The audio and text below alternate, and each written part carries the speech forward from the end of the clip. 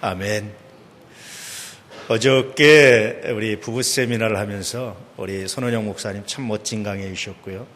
또 우리 신 목사님 오셔서 부부 성격 유형 참 재밌게 진행을 하셨거든요.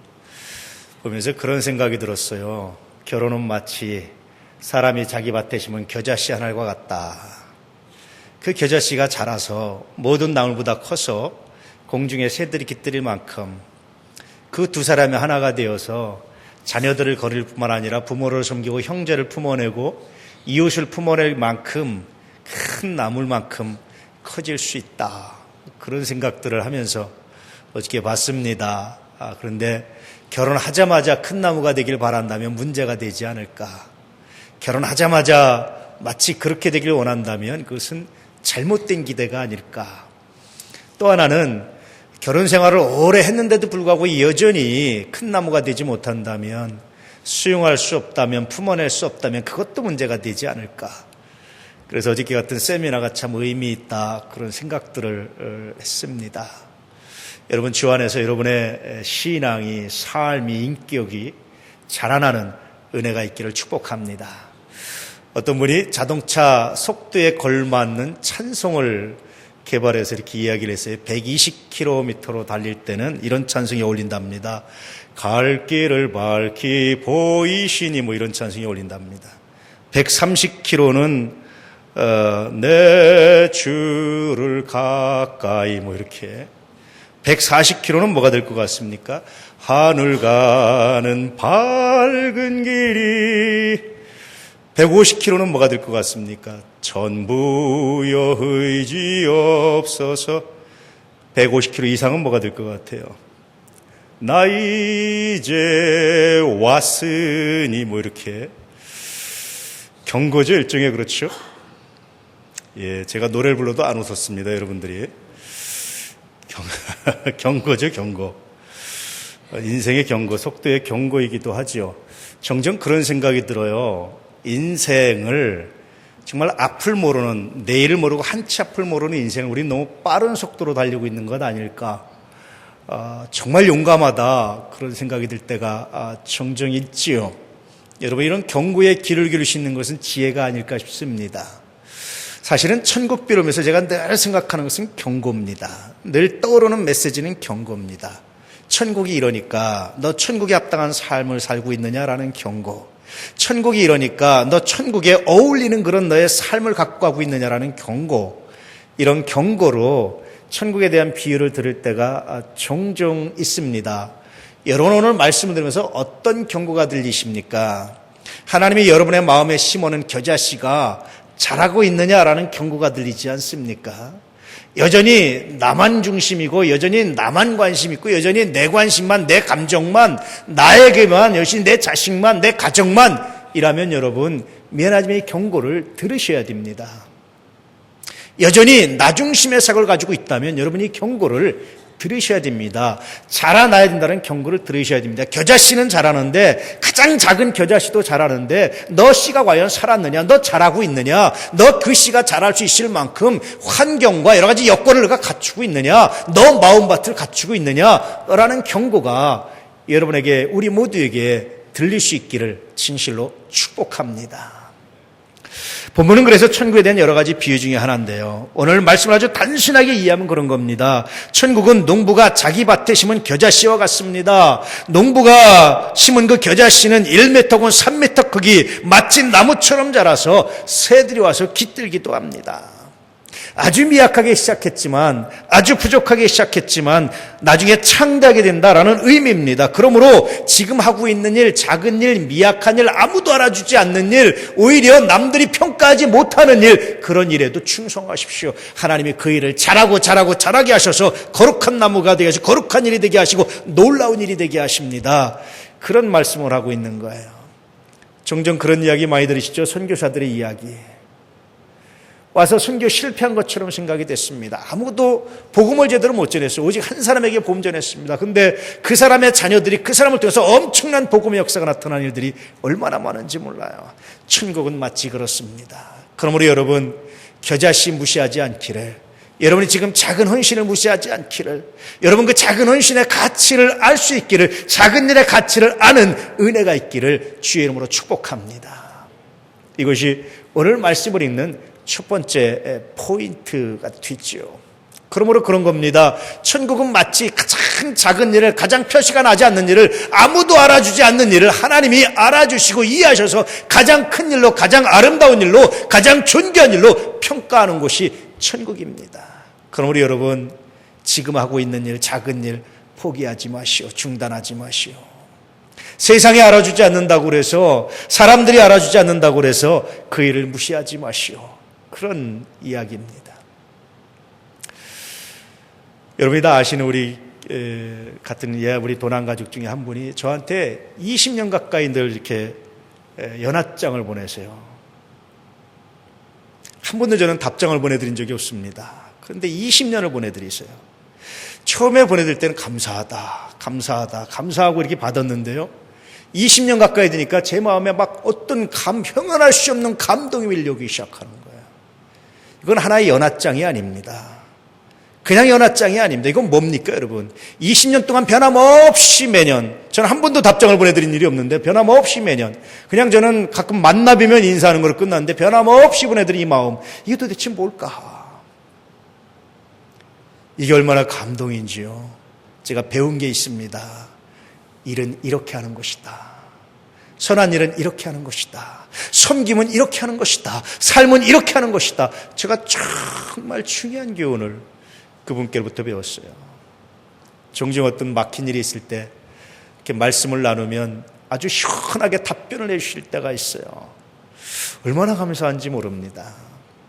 여러분, 포기하지 않기를. 천국은 그 표시하지 않은 일이 쌓이고 쌓여서 위대한 일로 바뀌는, 아름다운 일로 바뀌는, 놀라운 일로 바꿔주시는 곳이 천국이다. 다시 말하면 그 작은 일을 하나님이 기억하고 계십니다. 그 작은 일을 사람은 인정하지 않는데 하나님은 인정하고 있습니다. 그 작은 일이 중단되지 않을 때 하나님은 그 중단되지 않는 그 작은 일을 통해서 정말 놀라운 일을 이루십니다. 포기하지 마시오. 중단하지 마시오.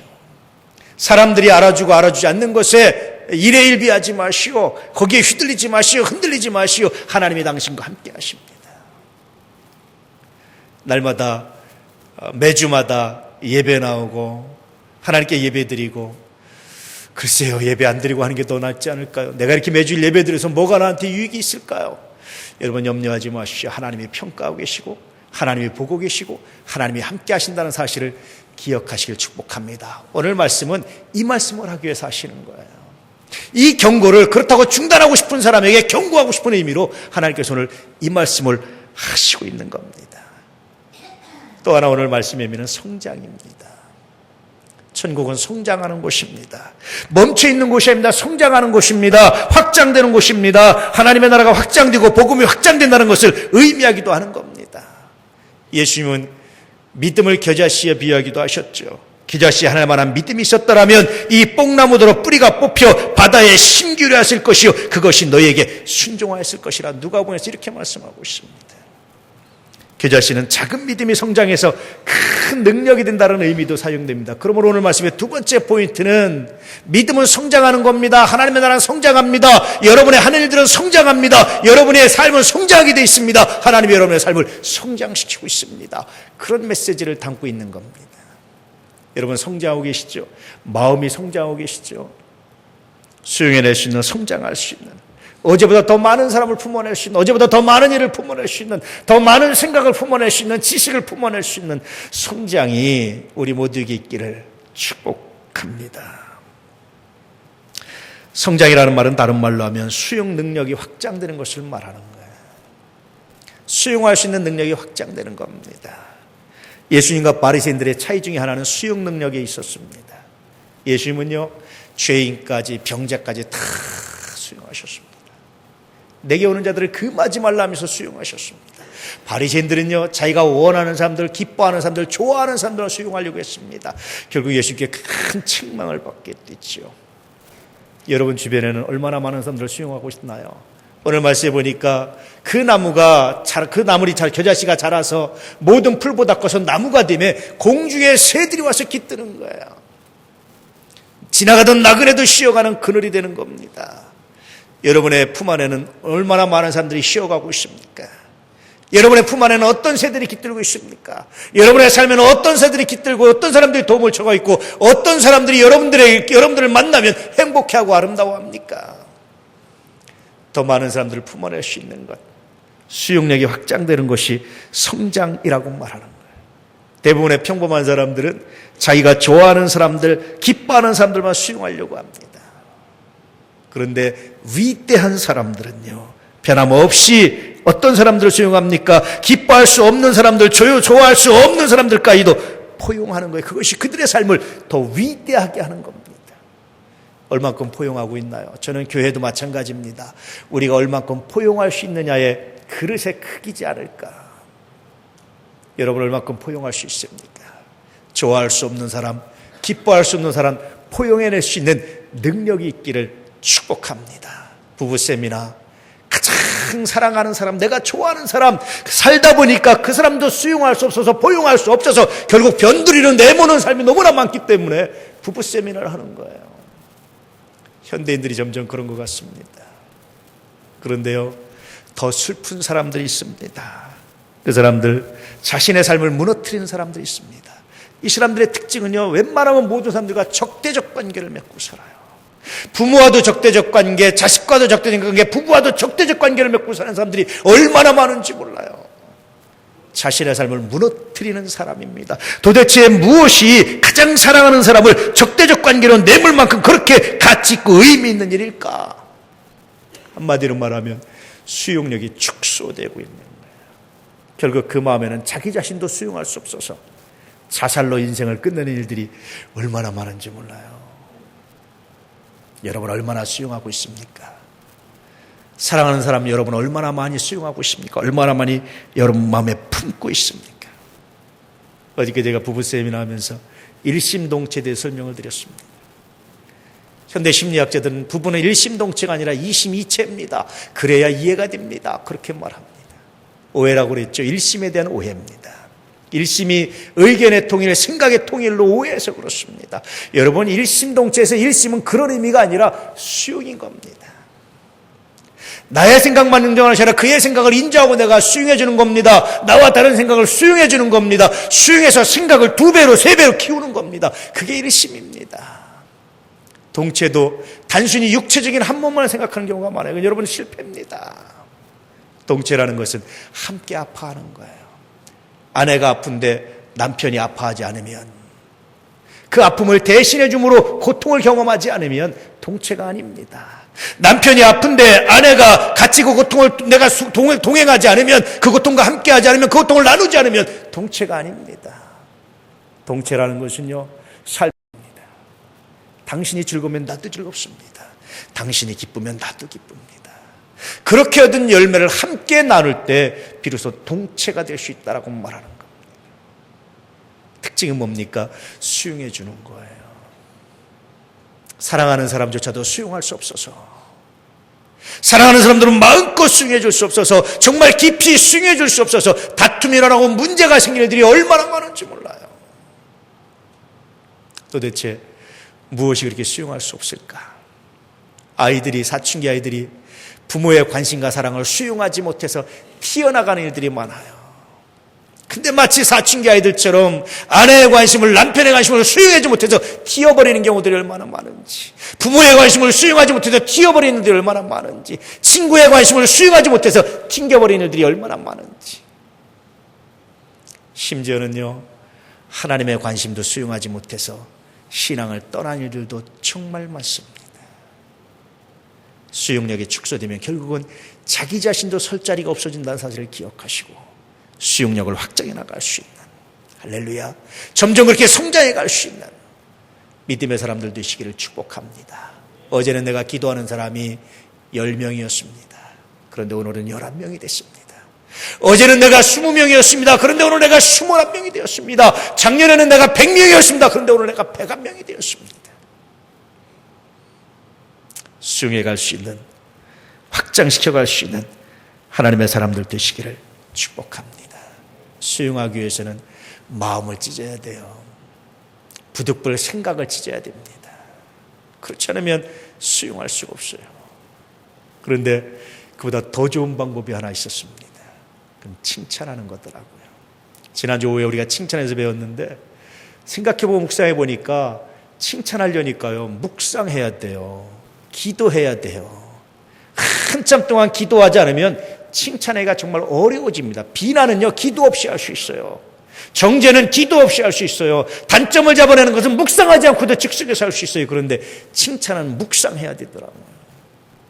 재밌지 않습니까? 그래서 사람들은요, 너 저 사람 단점 10가지 찾아봐 라는 말보다 너 저 사람 단점 5가지, 칭찬할 거리 5가지만 찾아봐, 이 말을 더 힘들어합니다. 또 제가 묵상해 보니까 오래 만난 사람일수록 칭찬거리 찾기가 어려워요. 왜 그럴까요, 여러분? 수용하지 않아서 그러지 않을까? 오늘부터 여러분, 만나면 단점을 위해서는 기도해 주시고 장점을 놓고 칭찬거리를 발견하면서 묵상해 볼 수 있는 은혜가 있길 바랍니다. 아마 그것이 자기 자신을 잘하게 하기 위해서 성장하게 할 수 있는 수용 능력을 키울 수 있는 정말 놀라운 선물이 되지 않을까.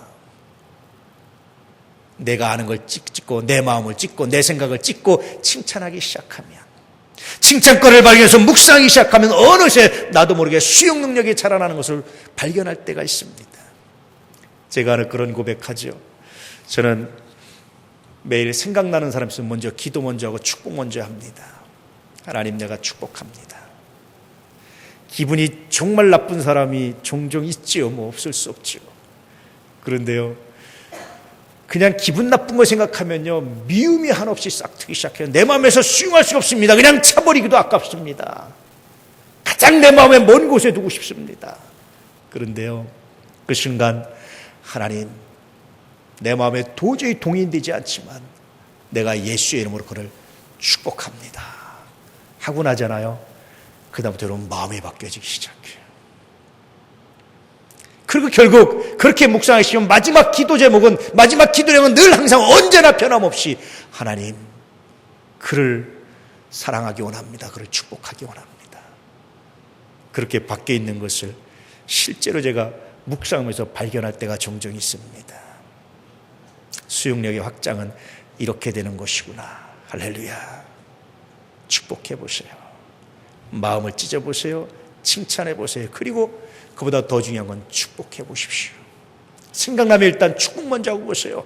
기분 나쁘지만 하나님, 내가 그를 주의 이름으로 축복합니다. 축복 먼저 하고 보세요.